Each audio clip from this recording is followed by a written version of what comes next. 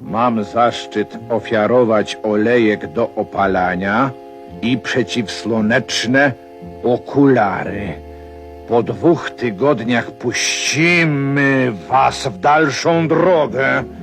Życzymy ładnej opalenizny. Król Slonecji, Słoneczko 15.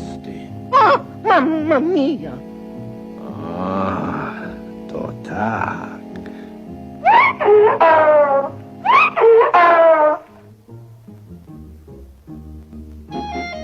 Ozdobotu kraju, zacny kolego, czy zechcesz nam pomóc? Możemy się spokojnie opalać.